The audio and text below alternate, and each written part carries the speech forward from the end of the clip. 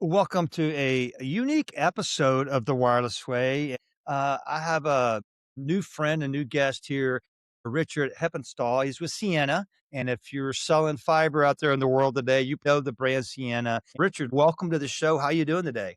I'm doing great. Thanks for having me on here, Chris. It's exciting opportunity. I'm actually joining you off the grid with a satellite connection right now, so it is wireless. There we go. You're not going to get away from wireless, folks. Wireless is here to stay. But, what's so unique about this conversation is wireless requires hardware to make these things work. There's different hardware in the network. That's kind of what we want to talk to today. Before we do that, you go by Hep's your nickname. So tell me a little bit more about you. Yeah, so I started in finance, moved into customer operations, and that's where I really got my exposure to the channel. And then I joined Sienna in 2013, where I had direct sales responsibility for one of our major accounts. And yeah, it's been a great ride over the last 26 years, and I've seen so much change. Man, we have that in common. I've been at this about as long, and I tell people all the time I spent, 17 years of my early career was all landline and dial tone, and just in the last 10 years or so, got into the wireless business. It's an exciting time to be in the business, which we should, that's what I want to talk to you today. What the opportunity, how's the opportunity different now than it was even 10 years ago? And, what are you seeing in the market in terms of how AI is changing the game? Is it really changing the games? So tell us, what's the state of the industry like when it comes to, advanced enterprise connectivity? What are you seeing in the market? Yeah, so in my current role, I lead up business development for a number of accounts within Sienna, and it's sharing best practices and almost like a history professor to an extent. So if we take a look back over the last 150 years, there was the railway system and steam power in the 1780s, and then we had mass production and electrical power and assembly lines in the 1870s. Then in the 60s, we had automation, computers, and electronics. And in the 2010s, we had the Internet of Things and networks and robotics. And today we have artificial learning, deep learning, neural networks. And so all of these kind of come on top of one another. That electricity was required for computers. The Internet of Things came from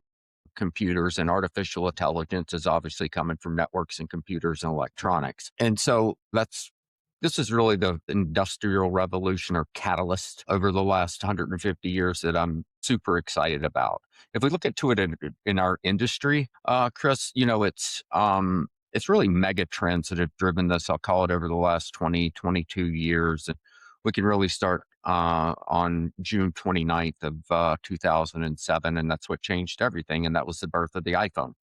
And that created monetization of the internet. And so that's mobile data service plans, streaming video, online commerce, rich media. We hop another 5 years ahead, and it's the cloud economy and the explosion of it, and distributed data centers, and the digital economy that we use today right on our phones to hail a ride share service or to book a hotel. And then after that, there was the digital transformation of networks, which was clearly driven by the pandemic. And that was hybrid work environments, hybrid learning, telehealth. And we really saw like the adoption of e-commerce because people weren't going to the supermarket, and people were, clicking and ordering more online. Definitely created a spike there. Now, in my view here at Sienna, the next big catalyst is AI, and that's AI clusters, the metaverse, quantum computing, generative AI, robotics, automation, federated learning. There's a lot to it. I remember a phrase, a technical trainer of mine in the past, he called it auto magically. A lot of end users just think technology just auto magically works. We don't think about all the things that have to go right for that share to actually meet you where you are. We talked pre-show about some different use cases that you're really excited about, how it's literally life or death. And again, when we're thinking technology, we're thinking about hardware and all the components that makes this technology work. Share with us a little bit about what are you seeing that is now possible. Right. And so the idea of AI has been out there since 1950 or 1960 at Dartmouth College, is when it first started. It's now that we have the ability and the compute and the storage and the networks to actually support it.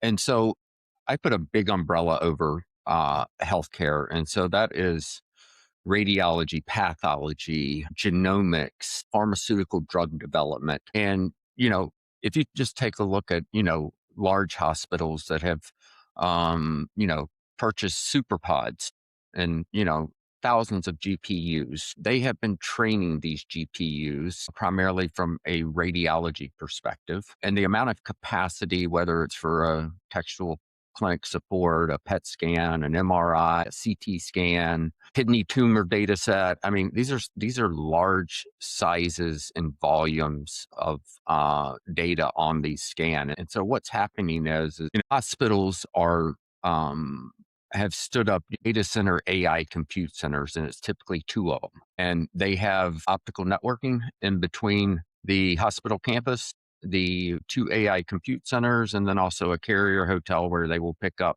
third party data.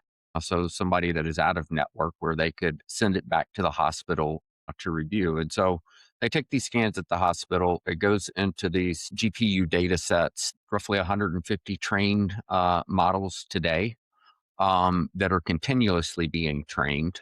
And then it comes back to the radiologist for final review. The staggering thing about this is, in this use case, early detection of cancer improves survival rate from 13 to 44%. And AI improves average detection time by 12 to 13 months versus humans. So when you say GPUs, quick definition, what does that mean to you? The The graphic listeners? processing units, Yeah. So that's that could be in the day center. This is a server a of sorts. superpod. So it's Superpods. Yeah, it's NVIDIA Blackwell GPUs. So Jensen Huang's well known out there. He started the company to bring video games to life, and now it has all gone to LLMs or large language models is what's driving all of this. Now, there's obviously other competitors with NVIDIA, but that is where the GPU and the large language model learning is, and it's continuously learning. So for the technology architect that may be listening, let's further break this down to what the opportunity looks like. Because obviously, saving lives is awesome. That's a great thing. But in terms of solution selling, what solutions are we talking about here that make up this use case you mentioned? Yeah, so it's a combination of things. So it's what we refer to as MOFN, managed optical fiber networks or private networks, and then also wavelength services. This requires zero loss, zero jitter, as little of latency as possible. So it can only be provided at layer one. Excellent. So obviously, you need the connectivity, and a lot of these different connectivity providers bundle in the hardware, which is where you come in. So a lot of your gear is bundled in these solutions. Correct. Yeah, is there benefit to technology architects going behind the curtain or looking under the hood and understanding the different equipment? I guess it kind of depends on if you're on the networking engineering side, if you're just on the selling side. I mean, are there different levels of knowledge that a technology architect or trust advisor would need to have? Yeah, I think that's a large part of this learning session is to get them familiar with the size and the scale of these opportunities. We're not talking about just 100 gig services. We're talking about multiple 400 gig services and terabits and petabytes of traffic that's going in between these locations. And so that's where we encourage the TAs to leverage their TSDs and the TSDs to leverage us because we are the optical networking experts. That's true. Like I said, my experience with Ciena goes way back when I was with the Cable Co. and sold a lot of fiber with Ciena gear, and the Ciena team was always really great to work with, getting on calls if the engineering team of the customer side had questions. So didn't have to be an expert per se in networking gear because we had your team to help us with that. So that was always really good. So that's in healthcare, and I know Yeah, We want that's just one example. If we were to look into pathology, if you take a look back over the last 50, 60, 70 years, healthcare providers, hospitals, doctors, clinicians are looking to digitalize their pathology slides. So that could be blood samples, kidney samples, liver samples, etc. And this is in the petabytes of capacity that is being moved on the pathology slide into the cloud providers so that they're able to index and fully dedicated resources in this scenario. And so it's 100 gig, 400 gig services that are required for this. yeah, a lot of data. Yeah, I can move into pharmaceutical use cases, where you know cloud providers are ingesting 24 terabits of capacity a day, and that's from processing roughly one human genome every 10 minutes. And so, what does that impact? Well, this allows us to process 30 million tests, as seen during the pandemic, with a turnaround time of less than 24 hours, a feat that was completely impossible without greater than 100 gig services. If we really get into the genomics side of things and the data volumes there, and the expectation of multinomics, and that's really measured in like tokens, where these data volumes could explode by 1,000 times more than they are today. In these examples you're talking about, are we talking about large hospital systems, or is it the county and local hospital? Yeah, so it's large healthcare systems. It's, I would say publicly traded Fortune 500 extends a little bit outside of that as well. And then pharmaceuticals, the same thing. It's everybody that is going after this.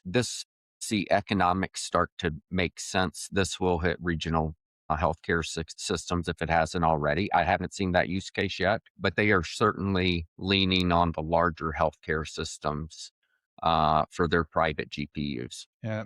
I mean, a lot of different information, white papers, articles out there talking about how, we're gonna start living longer because because of all the Yeah, benefits that AI is just taking all these studies and tests across the globe, and just like, GPT and ask you to write you a travel plan for your trip to Italy, it's great, because it has all this data, right? Well, that's right. the same thing in healthcare. They'll have all this data. In fact, I tell people all the time, AI is kind of pointless without data. And to get the data, obviously, it has to be transport. It's got to, have a transport. So this is what we're talking about here. Heavy focus on healthcare. Obviously, is that where you're seeing probably the real clear glowing opportunity? Is there another separate use case you want to bring up? Yeah, I mean, outside of like the hyperscalers, I think that's where we will see most activity. So, I obviously see AI in really every other channel that there is out there. So whether that is financial, transportation, research and education, it's taking place in everything. And we're seeing a lot of other use cases out there where state transportation, Department of Transportations have put in cameras to analyze traffic. And if there's an accident, on average, AI detected the accident 8.4 minutes faster than traditional methods. Those are waiting for a 911 call or a police patrol to spot it. And so that has increased emergency vehicles arriving on the scene by roughly 8 minutes sooner. So this is saving lives. It's a lot like the healthcare model that I referenced with respect to GPUs. And these models are continuously being trained to alert authorities automatically. This has been a great conversation. Is there anything else you wanna leave us with? Anything we missed, or any last words you wanna leave us with? Yeah, I think it's the big thing is to get out there and have these conversations with your customers. Talk to them about how they're leveraging AI. This is much bigger than Chat GPT or Claude or Gemini or anything like that. This is about life saving opportunities. I mean, we could double click on finance and its high frequency traders and banks for real time fraud detection. I gave a transportation example. There's also autonomous vehicles. There's a handful of players out there. And so this thing is a lot bigger than just healthcare. It's really in every vertical that there is, and to have those conversations and pull in your TSD and pull in your service provider, and we're here to help. That's the key message is we're here to help and drive and educate, the market on how AI is impacting big models out there. Absolutely. AI is it's a great time to be in technology. It's a fun time, and just when you think you know it all, man, there's so much to learn. So I'm really glad that you're collaborating with the different solution providers and providing education and engineering conversation support when it comes to these opportunities. So thanks for your time, man. I really appreciate it. Awesome. Thank you so much. There's another episode of The Wireless Way. Be sure to check the show notes. I'll have some more information and links you'll find interesting. And as always, if you thought of a client, a customer, a colleague, as we were having this conversation, please share this episode with them. We'd like to get the word out and spread the good news of what technology is doing to make our lives better and even live longer, it seems. So thanks again to my guest, Hep, and we'll see you next time on The Wireless Way.